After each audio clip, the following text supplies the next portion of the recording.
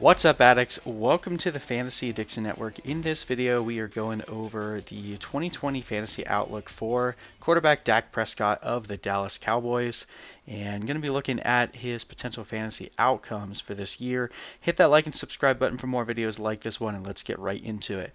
Now, recent news, Dak Prescott signed his franchise tag, but still they have not yet come to an agreement on a long-term deal. They still have about a month to do so at this point.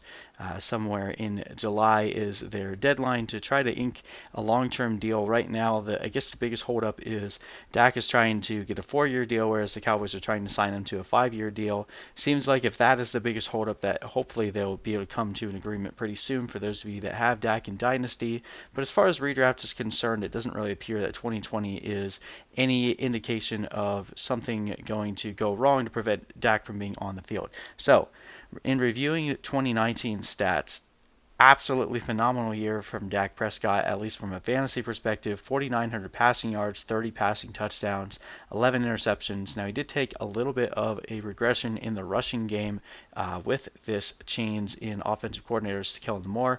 Only 277 rushing yards and 3 rushing touchdowns. Dak Prescott had been one of the actually, I think he was the number one scoring quarterback for rushing touchdowns over the past few years. So definitely takes a little bit of a step back there, and it makes sense when you consider the strengths of this offense that they would look to protect Dak a little bit more and not put him in those high contact situations. So while he still carries a pretty decent baseline of rushing yards, it wasn't quite as productive as previous seasons, but that was still enough to give him 348.9 fantasy points, which was second, which was still very far off from where Lamar Jackson finished, but a very solid year from Dak Prescott. Finished with the third most fantasy points per game amongst qualified participants. Now, he did have a bit of a boomer bust feel to him, though. Overall, in the 16 games that he played, he had 6 games where he didn't finish as a quarterback 1. He had 4 games where he finished as a top 12 quarterback, but he also had 3 games where he finished as a top 3 quarterback, 3 more where he finished in the top 6. So, with the exception of 2 weeks where he finished with under 10 points, even in the weeks where he was finishing as a quarterback 2, it was still pretty consistent throughout the year. So don't let those colors fool you too much. It wasn't that disappointing when you started a quarterback got 18 points against the Jets, 17 against the Bears, or 17 against the Rams. It was just that week there were some more quarterbacks to push him down in the quarterback 2 range. So I feel like this coloration log doesn't necessarily tell the full story when you look at it. He had 2, I guess you could call it 3 pretty bad games. Week 16 against Philadelphia definitely hurt a lot of people. So those of you that had Dak Prescott and he didn't help you in the Super Bowl week, I definitely understand your frustration.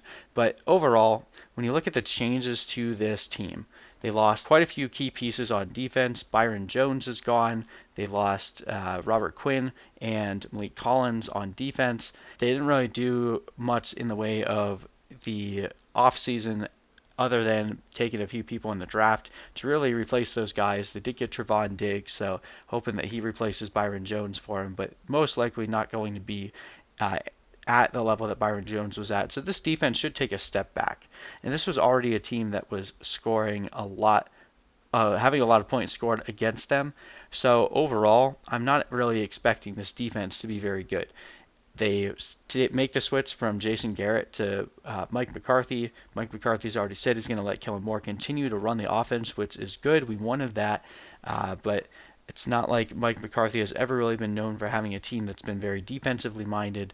The massive fantasy years from Aaron Rodgers, even though the NFL, from an NFL perspective, it's not what you want your team to do. It created some massive fantasy games just based on how much they relied on the quarterback. So I think Dak Prescott's upside is massive heading into 2020.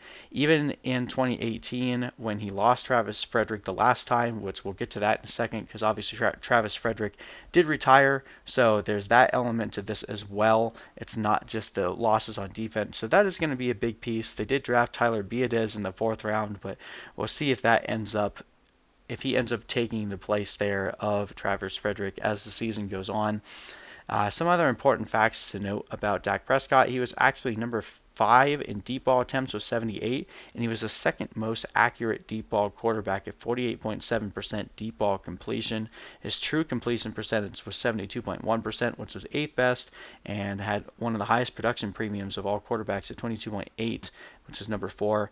He also had the most dropped passes by his receivers in the entire NFL with 42. Thank you, Amari Cooper.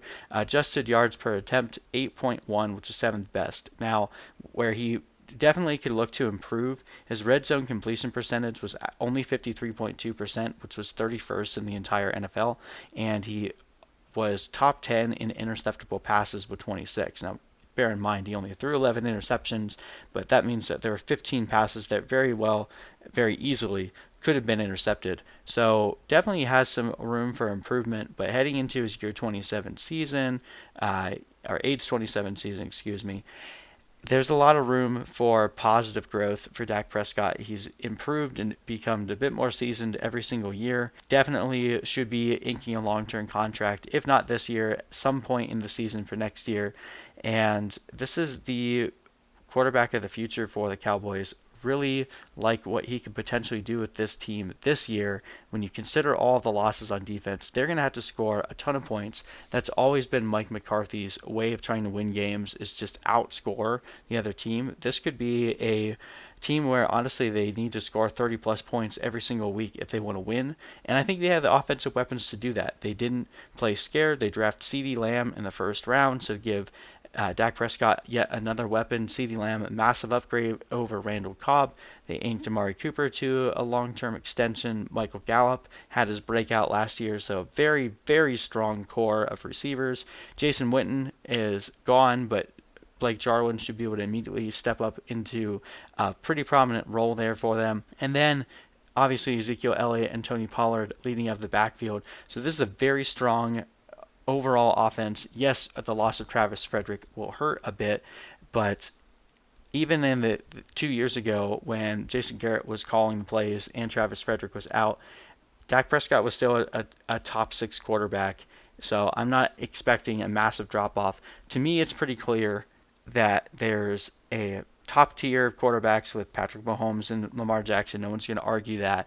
But then the very next tier I think is pretty small. It's Dak Prescott and Kyler Murray, because both of those guys carry the upside that could potentially be quarterback ones at the quarterback one if some type of regression happens for Patrick Mahomes or Lamar Jackson or an injury. So if you can't get those guys, which I'm not drafting quarterbacks that early, if one of these guys falls to the 7th round, it makes sense to me to jump there. So where we have them projected for 2020, we have a slight dip in passing yards at 47.82, passing touchdowns 31, and interceptions at 11. Now obviously that could go up if some of those interceptable passes turn over, but we're still expecting a pretty efficient year from Dak Prescott, and give him about the same rushing yards and rushing touchdown total that he had last year. With Kellen Moore running the offense, we're expecting very similar play calling here. But obviously there's plenty of upside. That rushing touchdown total could jump back up to 6. He could see over 300 rushing yards, which would give him a much higher baseline. And again, if this team has to constantly score 30 points to win games because their defense doesn't stop anything, this could turn into a bonanza of a year for Dak Prescott. So that's why we have him ranked as our number 3 quarterback right now, right next to Kyler Murray. He's kind of going back and forth. They have them right next to each other in the rankings, but absolutely love Dak Prescott and the Dallas Cowboys for fantasy this year. So if you can have him in the 7th round, I'm going to do that almost every single time. There's a huge drop off in talent amongst the wide receivers between the 5th, 6th round into the 7th. So taking a quarterback in the 7th, if you're going to do it, I would do it for Dak Prescott or Kyler Murray. And yeah, so love Dak Prescott this year. But thanks you guys so much for watching, and we'll see you in the next video.